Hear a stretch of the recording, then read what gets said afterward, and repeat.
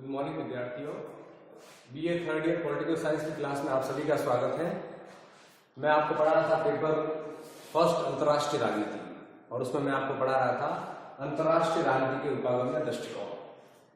वैसे आपको पता होगा कि अंतर्राष्ट्रीय राजनीति में मुख्य रूप से दो दृष्टिकोण पाए जाते हैं। पहला है आदर्शवादी दृष्टिकोण और दूसरा है यथार्थवादी। सिंपल शब्दों में हम ये कह सकते हैं कि जो अंतर्राष्ट्रीय राजनीति में शांति की कल्पना करते हैं, मानवता की कल्पना करते हैं, नैतिकता की कल्पना करते हैं, वे अंतर्राष्ट्रीय राजनीति में आदर्शवादी माने जाते हैं। और जो अंतर्राष्ट्रीय राजनीति में शक्ति के पैरोकार हैं, जो शक्ति पर बल देते हैं, वे अंतर्राष्ट्रीय राजनीति में यथार्थवादी माने जाते हैं।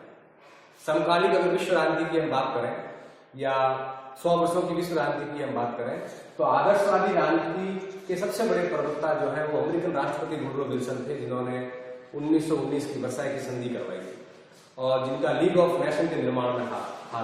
तो ये उसके मुख्य प्रवक्ता थे। और इस आदर्शवादी उपागम का जन्म जो है वो 18वीं शताब्दी में हुआ, खास करके जब दुनिया युद्धों से त्रस्त रही, मानवता युद्धों से त्रस्त रही और मानवीय कार्यक्रमों की उपेक्षा की जाने लगी, तब कुछ लोगों ने कहा कि क्यों न हम युद्ध की ओर अपना ध्यान हटाकर मानव कल्याण पर अपना ध्यान केंद्रित करें। तो मुख्य रूप से जो अमेरिकन और फ्रेंच क्रांतियां थी उसने आदर्शवाद को जन्म दिया। भारत में महात्मा गांधी भी जो है एक प्रकार से अंतर्राष्ट्रीय राजनीति में आदर्शवाद की कल्पना करने वाले थे। रॉबर्ट रसेल्स, माइकल शूमार, जितने भी लोग थे विश्व राजनीति में आदर्शवाद की कल्पना करने वाले लोग थे। आदर्शवादियों का मुख्य झुकाव इस बात की ओर है कि एक ऐसे विश्व समाज सरकार का निर्माण किया जाए जहां युद्ध के लिए कोई स्थान नहीं हो, जहां शांति हो, नैतिकता हो, भाईचारा हो, और इनका पूरा उद्देश्य है विश्व में शांति होनी चाहिए। एक प्रकार से ये जोड़ देते हैं चाहिए शब्द पर, एक आदर्शवादी शब्द है। अब इनकी अगर हम मुख्य मान्यताओं को जोड़ दें तो इनकी मुख्य मान्यता ये थी कि आने वाले समय में मनुष्य अपनी बुद्धि, ज्ञान और विज्ञान से इतनी तरक्की कर लेगा कि वो युद्ध के लिए उसके मन में कोई जगह नहीं होगी और पूरी दुनिया में एक शांति कायम होगी। तो मूल रूप से ये कॉन्सेप्ट जो आदर्शवादी कॉन्सेप्ट है, ये विश्व में शांति की कल्पना करता है और युद्धों के परित्याग की बात करता है। इनकी पहली मान्यता यह है कि राज्य जो है वो नैतिकता पर चले। जितने भी राज्य जो है वो शक्ति राज्य से दूर रहें, हथियारों की दौड़ से दूर रहें, निशस्त्रीकरण पर जोर दें और अपने जनता के मानव कल्याण हेतु काम करें, विश्व में उन्मुक्त वातावरण का निर्माण करें, शक्ति गुटों से दूर रहें, सैनिक संधियों से दूर रहें और एक प्रकार से विशुद्ध वैश्विक नैतिकता पर चलें और परंपरागत राजनीति का परित्याग करें। क्योंकि परंपरागत राजनीति ने 2 विश्व युद्धों को भी बुलाया, मानव जाति का संहार भी किया और बड़े बड़े विकास कार्यक्रमों की उपेक्षा की। दूसरा इनका जोर था सर्वाधिकारवादी दलों का खात्मा।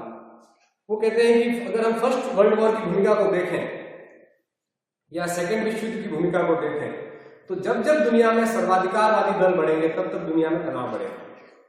सेकेंड वर्ल्ड वॉर की भूमिका तैयार की हिटलर और मुसोलिनी ने।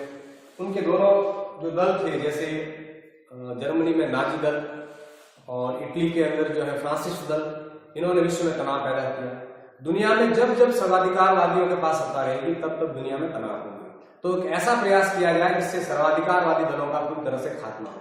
आज भी अगर हम अध्ययन करें तो नॉर्थ कोरिया की जो कार्रवाई है या इराक की जो कार्रवाई है या चाइना की जो कार्रवाई है वो इसलिए हो रही है क्योंकि वहां पर बहुदलीय प्रणाली नहीं है, वहां सत्ता पर सर्वाधिकारवादियों का कब्जा है। तो आदर्शवादियों का मुख्य जोर यह है कि एक ऐसी प्रणाली का विकास किया जाए जिससे सर्वाधिकारवादी दलों का विकास दुनिया में नहीं हो। अगला उनका जोर है विश्व सरकार की स्थापना। एक ऐसी सरकार की स्थापना की जाए जो मानवीय मूल्यों से ओतप्रोत हो, जो वैश्विक कल्याण के लिए काम करे, और वे कल्पना करते हैं कि विश्व सरकार की स्थापना की जाए। यद्यपि इस दिशा में प्रयास भी हुआ।